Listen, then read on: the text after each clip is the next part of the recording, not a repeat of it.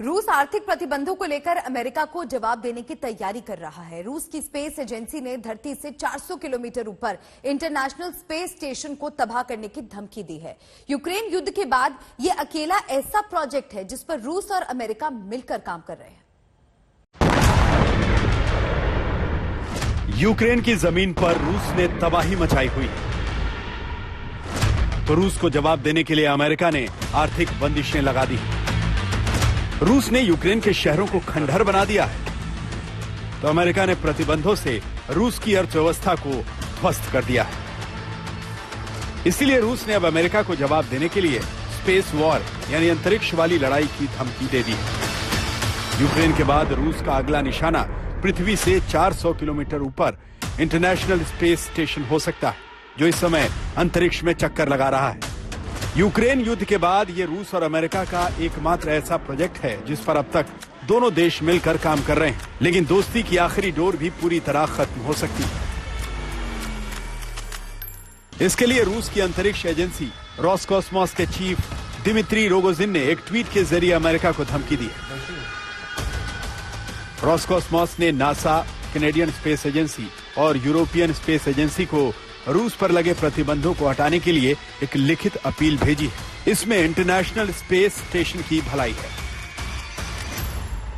ये जो युद्ध बन रही है ये तो दो देश का बीच में है, बाकी तो कुछ डिप्लोमेटिक टसल चल रहे हैं, मोर विश्वास बकलिंग चल रही है। तो मेरे ख्याल पे ये धमकी है और ये धमकी is a part of diplomacy. मेरे ख्याल पे इसको रियलिटी में परिवर्तित नहीं होगा और ये दोनों का स्वार्थ के विरुद्ध होगी। साल 1998 में शुरू हुए इंटरनेशनल स्पेस स्टेशन में रूस और अमेरिका की ये सबसे बड़ी पार्टनरशिप थी। 20 नवंबर 1998 को रूस ने आईएसएस का पहला मॉड्यूल जायरा लॉन्च किया था। इसके 2 हफ्ते बाद अमेरिका ने यूनिटी मॉड्यूल को लॉन्च किया, जो अंतरिक्ष में पहुंचकर जायरा से जुड़ गया। इसके 2 साल बाद साल 2000 में इंटरनेशनल स्पेस स्टेशन रहने लायक हो गया। तब से अब तक इस स्टेशन के एक हिस्से को रूस तो दूसरे हिस्से को अमेरिका ऑपरेट करता है। लेकिन यूक्रेन युद्ध के बाद रूस इस स्टेशन को तबाह करने की धमकी लगातार देता आ रहा है।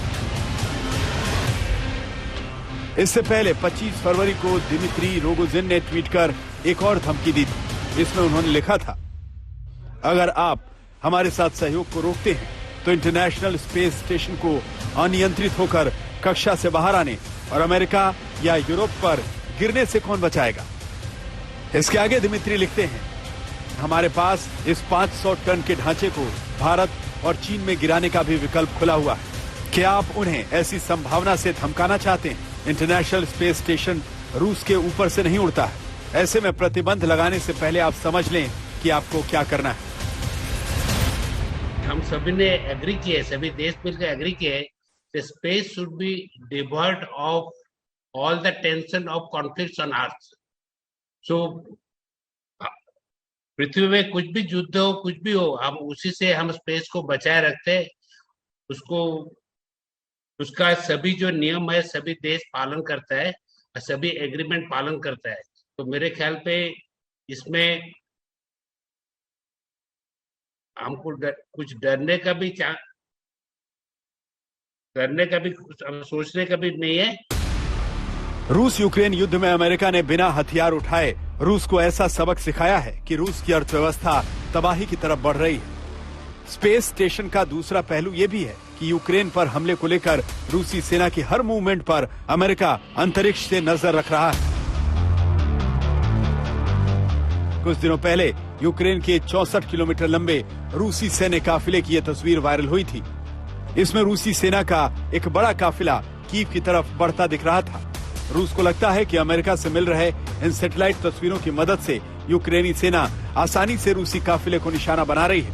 इन तस्वीरों के जरिए यूक्रेन की सेना को यह जानकारी मिल रही है कि किस इलाके में रूसी सेना की कितनी तादाद मौजूद है। यूक्रेन पर रूस के हमले के जवाब में अमेरिका ने रूस में अपना व्यापार पूरी तरह बंद कर दिया है।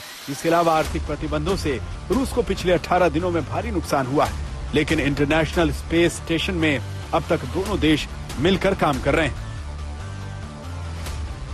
इस समय इंटरनेशनल स्पेस स्टेशन में 4 अमेरिकी, 2 रूसी, 1 जर्मन अंतरिक्ष यात्री मौजूद हैं, जो लगातार रिसर्च के काम में लगे हुए हैं। हालांकि स्पेस स्टेशन से आ रही कमियों की वजह से अमेरिका ने इस स्टेशन को 2031 में बंद करने की घोषणा कर रखी है। लेकिन 9 साल पहले ही रूस की स्पेस स्टेशन को खत्म करने वाली धमकी ने कई देशों को खतरे में डाल दिया है।